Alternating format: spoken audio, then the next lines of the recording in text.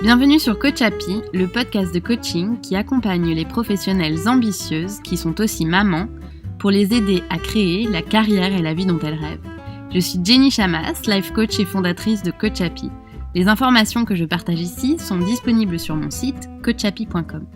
Si vous aimez ce podcast, abonnez-vous sur la plateforme de votre choix. Un nouvel épisode est disponible tous les mardis. Merci à Pasque qui a laissé l'avis suivant sur iTunes. Un grand merci Jenny pour ce joli podcast très éclairant et inspirant qui m'apporte beaucoup. Tu nous invites à travailler sur nous-mêmes avec beaucoup d'enthousiasme et de générosité en nous proposant de façon très claire et pédagogue des outils pour aller dans le bon sens, apprendre à concilier vie pro et perso, et ce, sans culpabilité. Ce podcast destiné aux working moms apporte un vrai plus au développement personnel et c'est un bonheur de te retrouver le mardi. Merci Pasque. Si vous aussi vous voulez soutenir Coach Happy, écrivez un commentaire sur Apple Podcast accompagné de 5 jolies étoiles. Je me ferai un plaisir de remercier l'une d'entre vous la semaine prochaine. Merci 1000 fois. L'équilibre entre la vie professionnelle et la vie personnelle. Tout un programme. Trouver cet équilibre parfait est un vrai casse-tête chinois pour toutes les working moms, pour qui le travail est hyper important, au même titre que la famille. Comment assurer sur tous les plans ? Comment trouver du temps pour tout faire ? C'est une question à laquelle il semble parfois compliqué de trouver une réponse. On veut assurer avec nos enfants, être présente, disponible, à l'écoute, jouer, rire, leur apprendre des choses.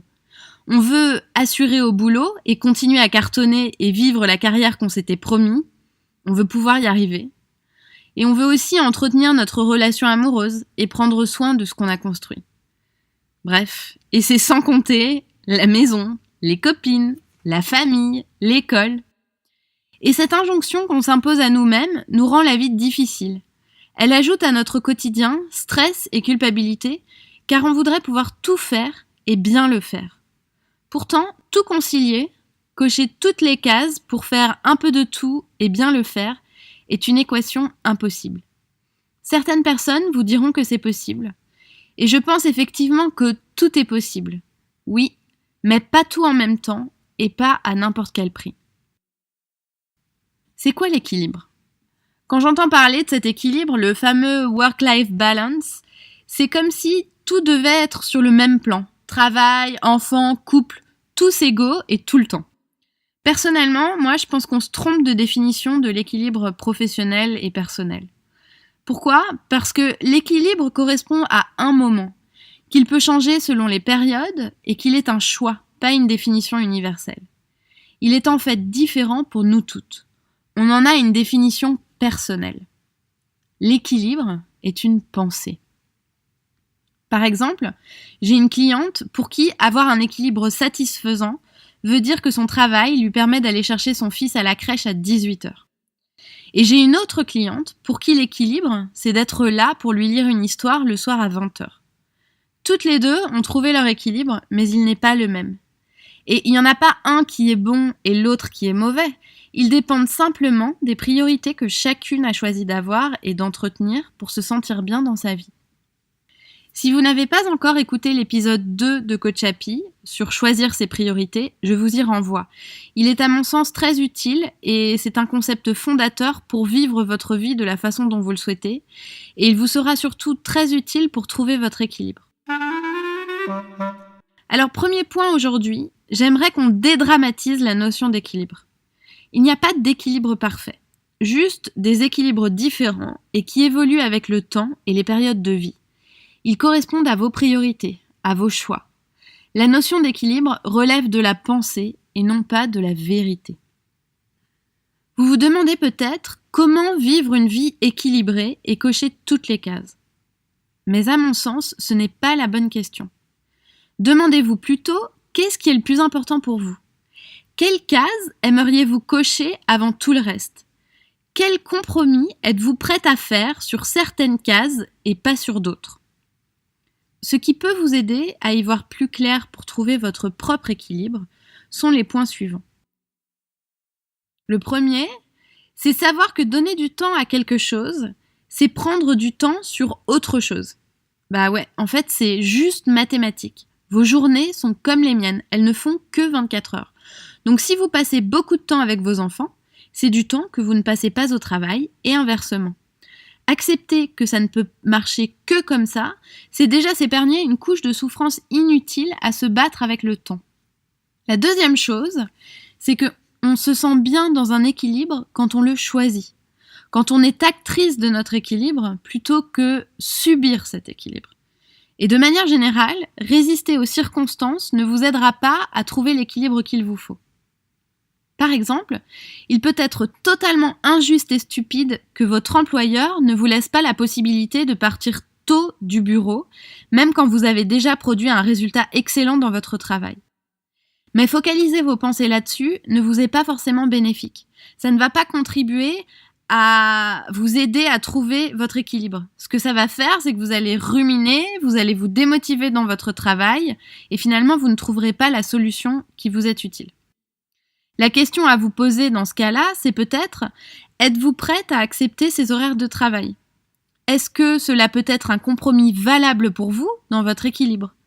Tenez-vous à votre boulot pour faire cet effort ? Comment trouver un compromis qui vous satisfasse ? Ce qui m'amène à l'idée suivante. Pour trouver un équilibre qui vous correspond, faire des compromis est essentiel. Soyez créative. Il y a toujours des options à trouver sans pour autant tout chambouler. Que pouvez-vous faire pour vivre l'équilibre qui vous correspond ? Est-ce que c'est adopter de nouvelles habitudes, par exemple ? Se lever 1 heure plus tôt, prendre 2 heures pour vous tous les week-ends, partir 1 soir par semaine du bureau très tôt, quoi qu'il arrive, quoi qu'en dise votre boss.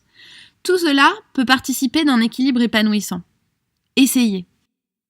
Autre point, demandez-vous avec curiosité et sans jugement, pour qui choisissez-vous votre équilibre de vie ? C'est une question centrale parce que bien souvent, ce que je constate dans le travail que je fais, c'est que beaucoup de mamans recherchent un équilibre pour satisfaire leurs enfants ou leurs conjoints avant de se satisfaire elles-mêmes. Or, c'est à mon sens contre-productif. Vous voulez par exemple accorder plus de temps à vos enfants parce que vous pensez que c'est bien pour eux. Mais en fait, vous n'en avez pas sincèrement envie car vous n'avez pas envie de sacrifier votre carrière. Vous le faites donc à contre-cœur. Fort est à parier que le temps passé avec vos enfants ne soit pas qualitatif, parce que vous serez perdu dans vos pensées ou alors irritable. Et le résultat, est-ce que ça leur fait du bien à vos enfants ? Je n'en suis pas certaine. Ainsi, il me semble judicieux de ne pas essayer de satisfaire tout le monde, mais de penser d'abord à vous, puis dans un second temps aux autres. Vous vous donnerez alors les moyens d'être la meilleure version de vous-même et de vivre l'équilibre que vous vous proposez de vivre. Cela m'est personnellement arrivé quand je démarrais dans un poste suite à la naissance de mon fils aîné. J'avais de grandes responsabilités et mon entreprise et moi-même attendions beaucoup de moi.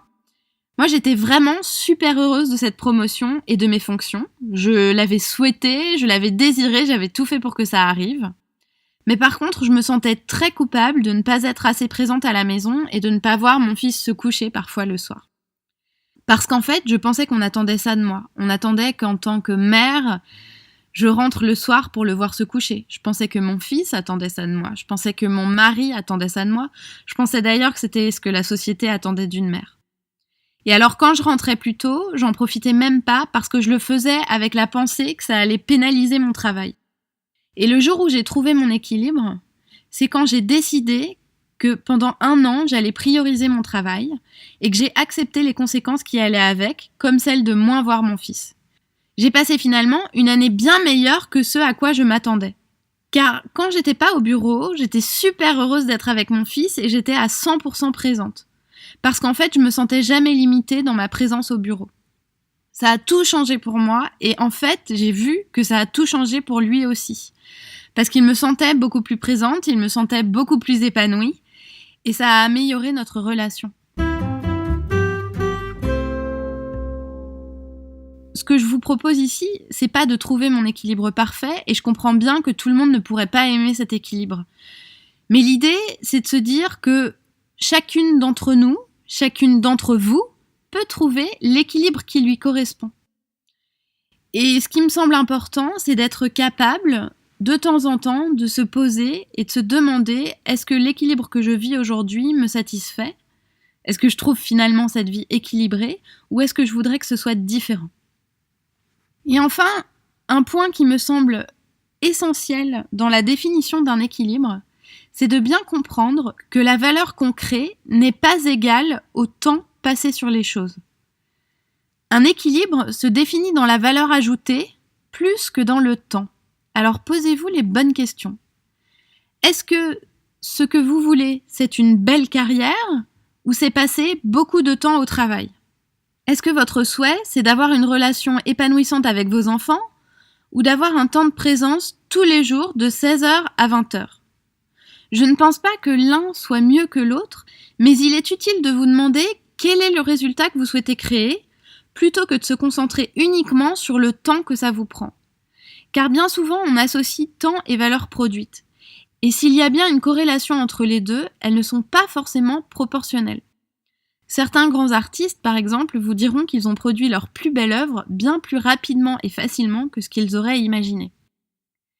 Et ça, c'est juste pour vous montrer que parfois vous pensez qu'avoir une relation superbe avec vos enfants, c'est être très présente, ou alors vous pensez que obtenir des résultats excellents dans votre travail, c'est de travailler jusqu'à 21h tous les soirs, et peut-être que vous vous trompez.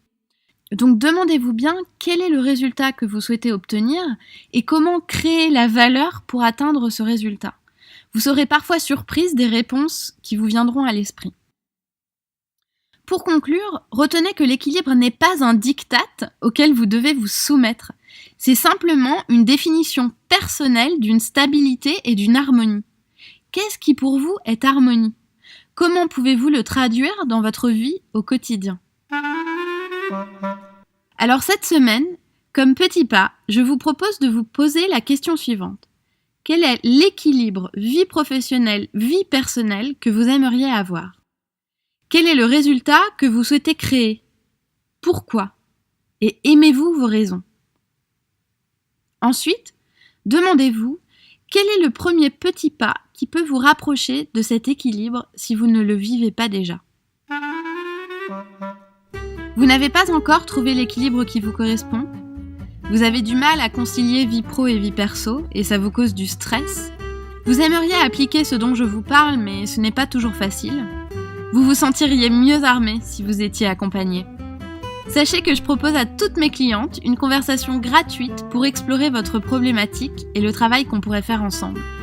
Vous n'avez besoin de rien d'autre que l'envie d'évoluer et de dépasser vos blocages. Le reste, on en parle dans la bonne humeur et la bienveillance. Inscrivez-vous sur coachapi.com.